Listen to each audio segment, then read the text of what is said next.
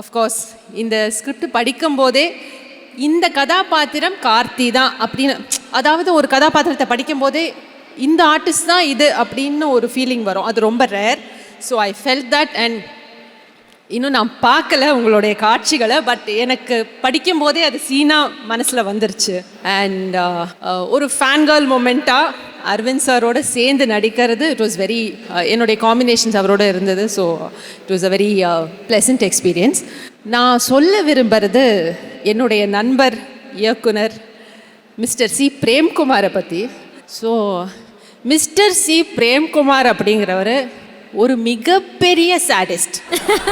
மிகப்பெரிய சாடிஸ்ட். அங்கே பாருங்க, எல்லாம் ஆமோதிக்கிறாங்க. பின்னாடி திரும்பி பாருங்க சார், பின்னாடி அவங்க ஃபேமிலின்னு நினைக்கிறேன். உடனே ஆமாடுறாங்க. இல்லை இல்லை, என்ன மாதிரி பாதிக்கப்பட்டவங்க அவங்களும் ஒருத்தங்க. கதை வரும் இருங்க.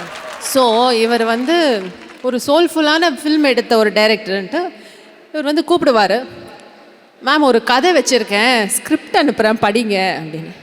சார் அனுப்புங்க சார். பவுண்ட் வரும், அழகாக இருக்கும், படிக்க ஆரம்பிப்போம். ஒரு 10 பக்கம் போகும்போதே இங்கெல்லாம் ஒரு மாதிரி பண்ணோம், ஒரு மாதிரி ஹெவியாக இருக்கும். சரி மேலே படிப்போம். ஒரு 20 பக்கம் இந்த சோலார் பிளெக்ஸ் இருக்குல்ல, அங்கே ஒரு மாதிரி இறுகி டைட்டாக ஆகிடும்.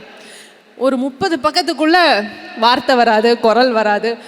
வாசித்து முடிக்கிறதுக்குள்ளே ஒரு நம்மளுடைய மனநிலைமை என்னன்றது நம்மளால் ஊகிக்க முடியாது. அது சந்தோஷமா துக்கமா, அது என்ன மாதிரி ஒரு ஃபீலிங் அப்படின்றது நமக்கு தெரியாது. ஸோ மெசேஜ் மட்டும் அனுப்புகிறேன், சார் நான் கதையை படிச்சுட்டேன், ஒரு 2 டேஸ்க்கு அப்புறமா உங்ககிட்ட பேசுகிறேன். உடனே ஃபோன் ஒரு 10 ஃபோனு பின்னாடி பின்னாடி பின்னாடி பின்னாடி மெசேஜாக வருது. உடனே பேசுங்க, உடனே பேசு. என்ன இவ்வளோ ஆர்வமாக இருக்காரு சொல்லிட்டு ஃபோன் அடிக்கிறேன். ஆனால் குரல் வர மாட்டேங்குது, வார்த்தை வர மாட்டேங்குது. அவருக்கு வந்து கேட்கணும், நம்ம குரல் தழுதழுத்து அப்படியே நம்ம பதறி அப்படியே கண்ணில் இருந்து ஜலம் கொட்டி அதை அவருக்கு பார்க்கணும். அப்போ இது சாடிசமா இல்லையா?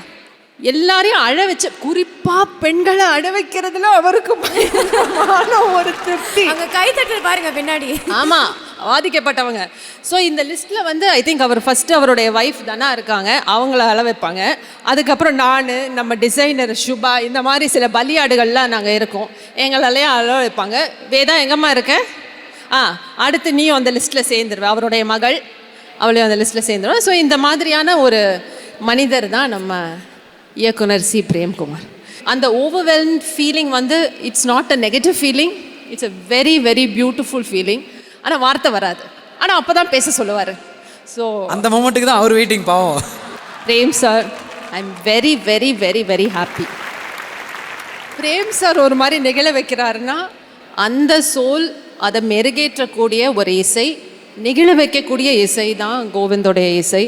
96 was a gift to all of us. மெய்யழகனும் ஒரு பெரிய கிஃப்டாக தான் நான் பார்க்குறேன். Continue your work Govind, all the best and you rock. So அதுதான் பாதிக்கப்பட்ட பெண்மணி. நீங்கள் எல்லாம் பேச பேச எங்களுக்கு இப்போ எப்போனா படத்தை காட்ட போறீங்கன்ற ஃபீலிங் வர ஆரம்பிச்சிருச்சு.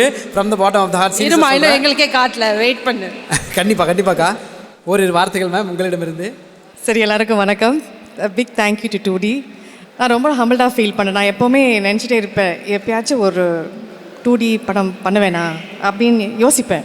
அப்படி வந்து லேடி லக் வந்து என்னை மெய்யழகனுக்குள்ளே வர வச்சிச்சு. Prem sir, thank you so much. Rajasekar, thank you so much. Pleasure working with this Meiyazhagan team and wish the team all the very best. And எல்லோரும் தியேட்டரில் போய் இந்த படம் பார்க்குறீங்க with your families. Thank you for trusting me with that character.